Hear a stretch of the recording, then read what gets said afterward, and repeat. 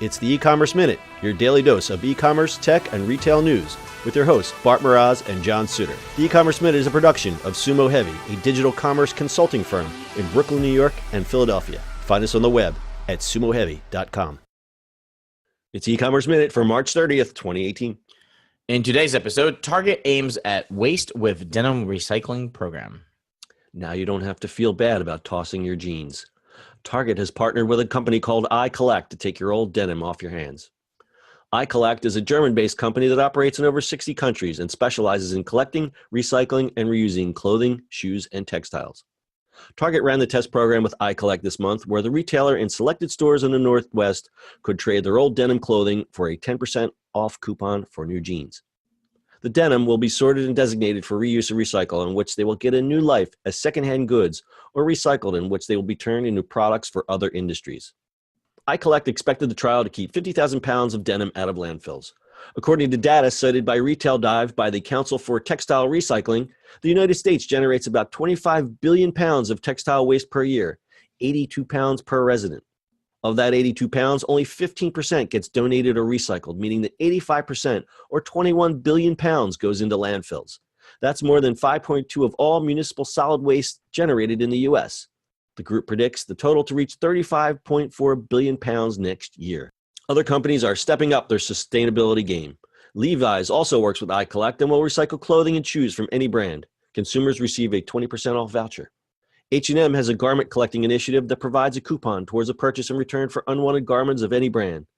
Madewell's Denim donation program donates old jeans to Habitat for Humanity for housing installation while giving returners 20% off a jeans purchase. And North Face customers can get a $10 coupon toward a $100 purchase for their unwanted clothing and footwear.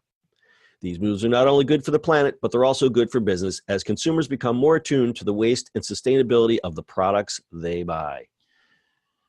Yeah. That's my hippie story of the week. Donate, people. Donate. There's other ways to donate. It's when you start reading these stats, though, of what gets thrown away. Right? I always use the phrase, no one really knows where away is. This is just like, I read stuff like this, it makes my jaw drop. Yeah. I make sure to, you can't donate old socks, but I try to donate as much as I can because there's people who really need this stuff. And I know I'm going to go on a little tangent here, but I know that some of those donation boxes are sketchy as what, but because some of those donation boxes, they don't really, all they do is they don't get donated. There was a big market for taking the clothing and send it to China. I don't think that's the case anymore.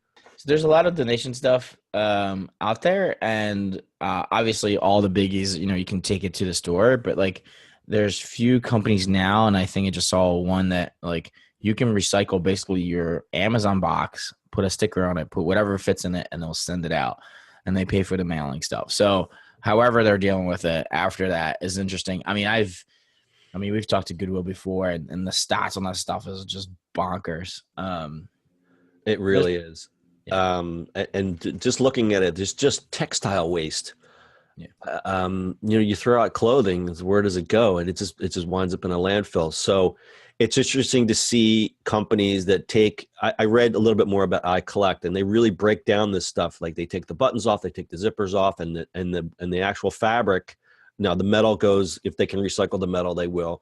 And then the fabric itself, there was one part in there where the denim can be used for a lot of things. And they said one thing, they could shred it and make house insulation from it.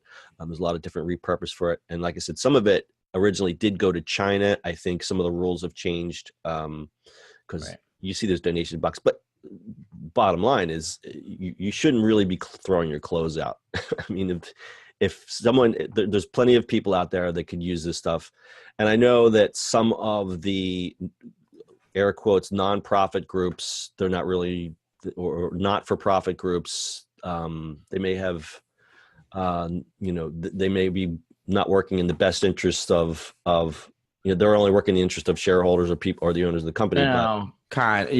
Goodwill is interesting. Goodwill is really cool, actually. They're the largest provider of workforce training. in the country. Yeah, they are. And do they not focus mainly on where do their hiring pool, don't they focus on a certain demographic where it's maybe physically challenged people or mentally challenged? Part of it, yes. A Oh, that's lot just of a it is portion, actually right? that's a portion of it, but they definitely do workforce training for it, and they're the largest, which is fantastic. To me, that's amazing. So that's kind of cool. So yeah, this is good for, you look at this. This is actually a really small thing, but I stumbled upon it and I thought that people say, "Oh, that's a PR move. They're just doing it for the press."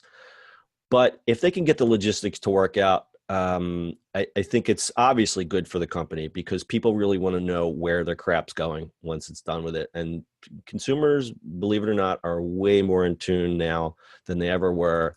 And sustainability is a big thing, not only for the planet, but for brands. Brands really need to start paying attention to this stuff. They can't just be these producers of disposable goods. Like, people want to know where their stuff's going. Yep. They want to know where away is when you throw it away. Where exactly is away? Away is in the landfill. All right, got anything else? That's all I got. All right. Happy Friday. That's your e-commerce minute for today. We'll see you on the internet on Monday. That's it for today's show. If you like the show, do us a favor and subscribe or leave us a review on iTunes. And don't forget, you can now listen to the e-commerce minute on your Amazon device. Just add e-commerce minute to your flash briefing. And finally, if you have a comment or suggestion or just want to say hi, find us on social media @Sumo Heavy.